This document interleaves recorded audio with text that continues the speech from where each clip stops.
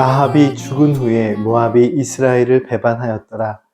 아하시아가 사마리아에 있는 그의 다락 난간에서 떨어져 병들매 사자를 보내며 그들에게 이르되 가서 에그론의 신 바알세붑에게 이 병이 낫겠나 물어보라 하니라.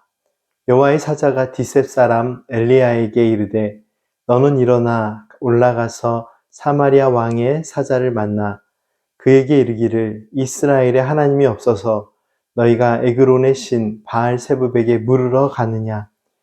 그러므로 여호와의 말씀이 내가 올라간 침상에서 내려오지 못할지라 내가 반드시 죽으리라 하셨다 하라.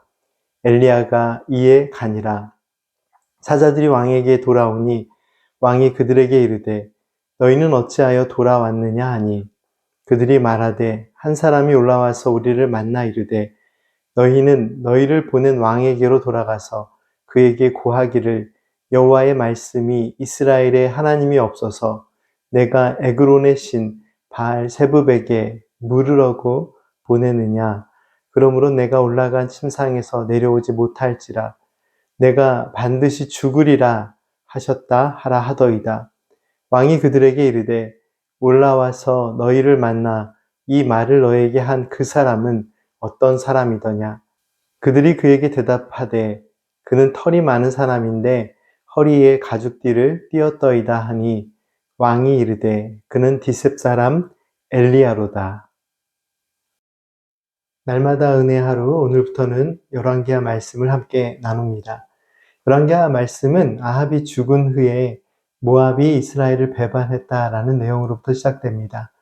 북이스라엘은 아합 왕과 아합 왕의 아버지 오므리가 다스리던 시절 나라가 번성하며 큰 힘을 발휘합니다. 그런데 악한 왕 아합은 끊임없이 하나님 보시기에 잘못된 길로 행하고 악한 일을 합니다. 특별히 아합이 시돈 왕 엣바알의 딸 이세벨을 아내로 맞아들이면서 우상숭배에 더욱 깊이 빠져들어 자신뿐만 아니라 나라 전체를 바알과 아세라라는 우상을 숭배하는 땅으로 만들었습니다. 아합이 다스리는 북이스라엘은 한때 강력한 힘을 발휘하는 나라로 번성했지만 우상 숭배에 빠진 땅은 곧 쇠락하여 힘을 잃고 맙니다.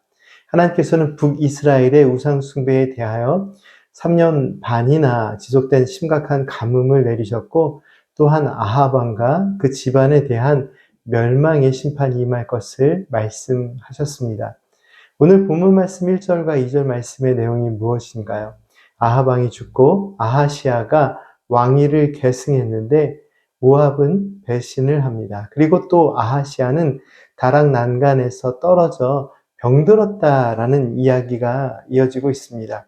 하나님의 심판의 뜻이 아합 왕의 죽음으로 끝이 나는 것이 아니라 그 아들 아하시아로 이어지면서 북이스라엘은 점점 더 쇠퇴함의 길로 흘러감을 말씀은 보여주고 있습니다.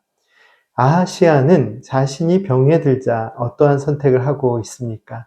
에그론의 신 바알세붑에게 사람을 보내어 자신이 나을 수 있는지를 묻습니다. 여호와 하나님을 경배하는 삶을 등지고 아합 왕뿐만 아니라 그의 아들 아하시아도 우상을 숭배하고 우상에게 묻는 행위를 이어가고 있습니다. 말씀의 내용 가운데 한 가지 재미있는 부분이 있습니다. 바알세붑이라는 표현에서 이 세붑은 파리나 날벌레를 의미합니다. 따라서 바알세붑이라는 이름의 뜻은 날벌레의 주인이라는 의미가 있습니다. 에글론 사람들은 왜 파리의 주인, 날벌레의 주인이라는 우상을 섬겼을까요? 당시 많은 질병들이 위생의 문제로 인해 발생했었습니다. 그래서 날벌레의 신 또는 파리의 주인이라는 이 우상이 파리나 날벌레들이 질병을 옮기는 것을 막아준다고 생각했습니다. 그러한 생각들이 기초가 되어 바알세붑은 질병을 주관하는 신이라고까지 믿었습니다. 그래서 아하시아는 바알세붑에게 자신이 병이 들자 이 병이 나을 수 있는지를 묻게 된 것입니다. 하지만 사람들의 생각이나 바람이 기초가 된 이 헛된 우상이 무엇을 알려줄 수 있었을까요? 3절 말씀에는 엘리야 선지자의 이름이 등장하는데요. 하나님께서는 엘리야 선지자를 통해 아하시아가 다시는 병상에서 내려오지 못하고 반드시 죽을 것이라고 말씀하십니다. 아하시아가 보낸 사자들은 엘리야 선지자를 통해 들은 하나님의 말씀을 아하시아 왕에게 전해줍니다. 아하시아는 사자들을 통해 하나님의 책망의 말씀과 심판의 말씀을 듣게 되는데요. 이스라엘에 하나님이 없어서 내가 에그론의 신 바알세붑에게 물으려 하느냐? 내가 병으로 놓은 그 자리에서 다시는 내려오지 못할 것이다. 이러한 하나님의 말씀을 아하시아는 듣게 되죠. 아하시아는 깊은 병에 들어서 절망의 자리에 있었습니다. 그런데 악한 왕 아합의 아들로 그 악함의 영향을 받은 아하시아는 절망의 자리에서 전능하신 하나님 앞으로 나아가지 못하고 날벌레의 주인이라 불리는 우상에게 물었습니다. 사랑하는 성도 여러분, 누구에게나 약함의 자리는 있을 수 있습니다. 하지만 그 약함의 자리가 악함의 자리로 나아가는 배경이나 원인이 되어서는 안 됩니다. 오늘 본문 말씀은 바로 그런 부분을 확실하게 가르쳐 주고 있는데요. 아합 왕을 이어서 아하시아에게도 하나님의 책망하심과 심판하심의 말씀이 이어지고 있지만 만일 아하시아가 자신의 그 약함의 자리에서 헛된 우상을 바라보거나 잘못된 길로 나아가지 않고 회개하는 마음으로 하나님을 찾고 구했다면 어떠한 일이 일어났을까요? 하나님께서는 엘리야 선지자를 통해서 아하시아가 걸어가야 할 생명의 길을 아주 분명하게 보여주셨을 것입니다. 오늘 우리의 삶에 약함의 자리가 있다면 더욱 큰 믿음으로 하나님의 은혜를 바라보는 믿음의 자리가 되어야 합니다.